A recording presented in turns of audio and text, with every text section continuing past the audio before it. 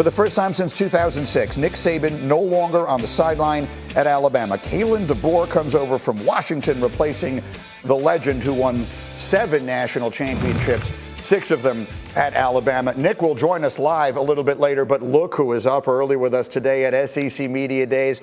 Heather Dinich and Sir Paul Feinbaum are ready to go. Guys, great to see you, and away we go. Paul, let's start.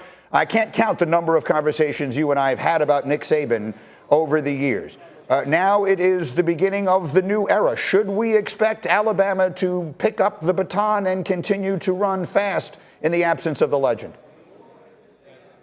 Greeny, there's 2 ways I have to answer that. First of all, yes, they will. But number 2, and this is self-serving here, since January 10th, this has been the worst 6 months of my life without Nick Saban. I wanted to get that off my chest as we begin the college football season.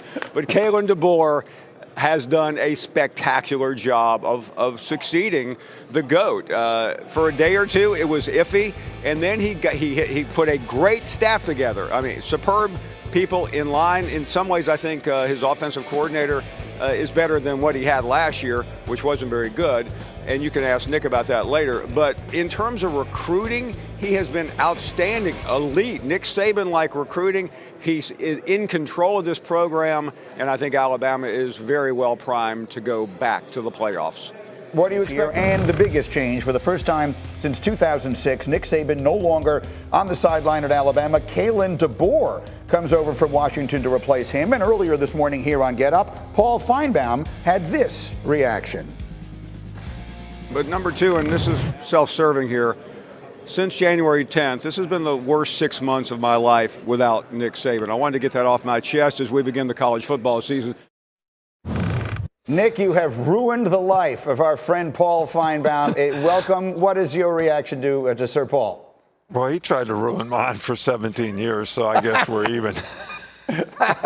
That is beautifully played. This is the first time that we have had you since the announcement that you've joined us here at ESPN. I personally could not be more thrilled to have you with us, and I hope we can have these conversations regularly. And so let's dive in here. I mentioned Kalen DeBoer takes over for you. You took over at a lot of programs, some of which had a good success before you arrived. None that had ever, of course, accomplished what you just did at Alabama over the last 15 or so years. So what advice do you have for the coach as he sets out now in this incredibly competitive conference? Well, I think, first of all, Kalen's done a really good job in the transition. But I think the most important thing for him is, how do we get started? Can we play with consistency early? You got players buying into a new offense, players buying into a new defense. So for them to have a little success early would go a long way to solidify that buy-in so that they can play with confidence and be successful in the future. A question that I probably would have phrased differently a year ago at this time, but seems reasonable now, is surrounding Georgia being the clear-cut favorite to win this conference. And as I mentioned, they are the betting favorite in the country. Do you look at it as we start this thing as though Georgia is the team to beat? Well, I think Georgia has a really good team. I think Texas has a really good team, but I also think there's 6 or 7 teams in the SEC who could be playoff teams. So if you take all that into consideration and these people are all playing each other, it's hard to know exactly who's going to come out on top. I mean, it's almost like musical chairs, trying to predict who's going to sit down first. So I think it's because of the structure of the conference now with 16 teams and the kind of schedule you got to play and no divisions, all those things are going to, sort of weigh into who has the most success. And it always, happens that if you can stay healthy and you're lucky and the good players on your team stay focused on what they need to do, that's going to help you be successful. So a lot of factors go into making a prediction like that right now. Well, Texas and Oklahoma, obviously, storied programs, all of the history that they bring, all of the tradition, and now they join the SEC. How would you put into words how it changes the dynamic? You just mentioned some of the particulars, no divisions and all the rest of that, but how does it change things for the conference and for the coaches in it to have Texas and Oklahoma join? Well, I think it makes everybody's, road a little bit more difficult to hoe, but at the same time, I think it's going to be different for Texas and Oklahoma. They're going to be playing in a conference now where they're going to have to play really, really well week in and week out. I think that was always the big thing about the SEC. you'd play, I think one year we played 9 teams in the top 20.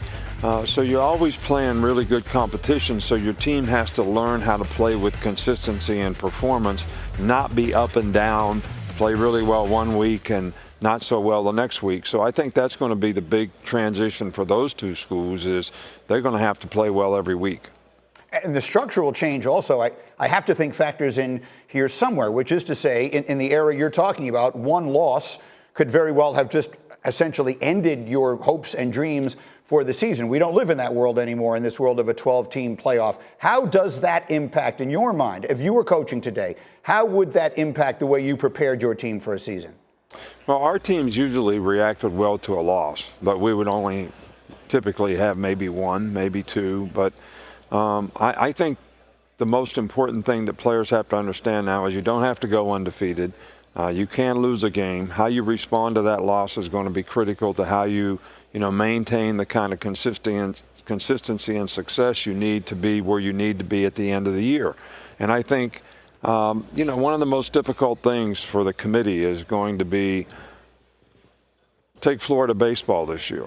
They go 9-9 in the SEC, and they end up almost winning the World Series.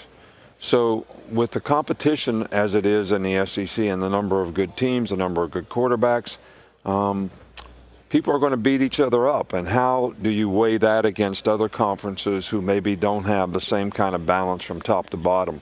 I think it's going to be interesting to see how they manage that.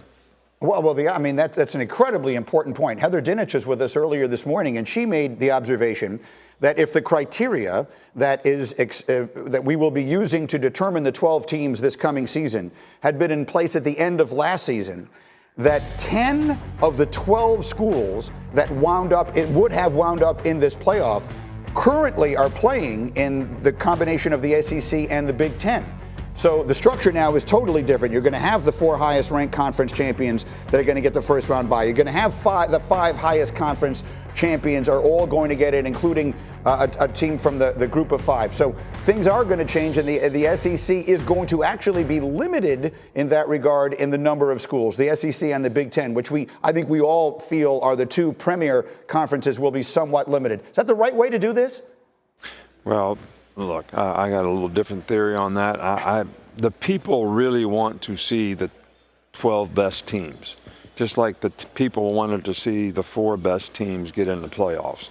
And, we talk about conference championships, but the conferences are not equal. So that makes it very difficult. So somebody's going to get bumped out. Maybe the 11th or 12th team is going to get bumped out because of a conference champion who may not even be in the top 12. So there's still a little bit of inconsistency there, and how do we get the best 12 teams in the playoffs? Well, what you're going to find in a new way, you obviously have been very connected to the passion of college football fans, particularly those who have followed your programs and those that you compete against. But as you now join us here and work on College Game Day and are going to the passion of college football fans across the country is something that still boggles my mind as I have watched it grow over my 30 years in this industry. And I believe that this is actually it will grow as a result of this. I think that the idea that teams can lose a game or 2 along the way, as you pointed out, I actually believe it will make the regular season even more compelling along the way. How do you see that impacting the way college football is consumed this year? Well, I don't think there's any question about it because, in the past, we're picking 4 teams, and maybe there's 7 or 8 teams in the end of November that has a chance to be one of those 4 teams. Now, with 12 teams getting in, you're going to have 25 fan bases that are all going to still be in play. And I think, that kind of competition, and I think that's the thing that's great about the NFL. If everybody went 8-8 in the NFL going into the 17th week of the season, the league would be happy because every fan base would be involved. So the more fan bases you can keep involved and have hope that their team has a chance to get in the playoffs, I think it's going to make it even more exciting. I agree. I think we're set up for a fantastic year, and obviously you'll be in the middle of so much of it. And I would ask you just in closing, because this is the first time I've had a chance to talk to you since, Now that stuff is starting, I mean, you walked away from the game, and now that things are really getting underway, that this would have been, I guess, one of your first official moments here, being at SEC Media Days, that line of reporters who had been waiting to talk to you. How do you feel? How does it feel for the first time in literally decade, basically your entire adult life, to be on a different side of this now? Well, it's a little different. I've never worn a credential in my life and was always for 17 years able to get into SEC Media Day without a credential. I had to go back to the room today and get my credential to get in. So that's one of the biggest changes I see. It's not like it used to be. I would love to have been there when someone said to you, Coach Saban, I'm sorry, we can't allow you in here without a credential. That's a conversation I hope someone got that on film. Did you happen to notice anyone with a camera when that was happening? No one on camera, but the people were very polite. So it was okay. Coach, we love it. I mean, I can't tell you how excited I am to do this. Enjoy the week down there with an entirely different kind of pressure, and we look forward to doing this as often as we can make it happen. Thank you, Coach. Okay, Mike. Great to see you. You as well. It's Nick Saban with us here. Again, the new member of our college football team at ESPN.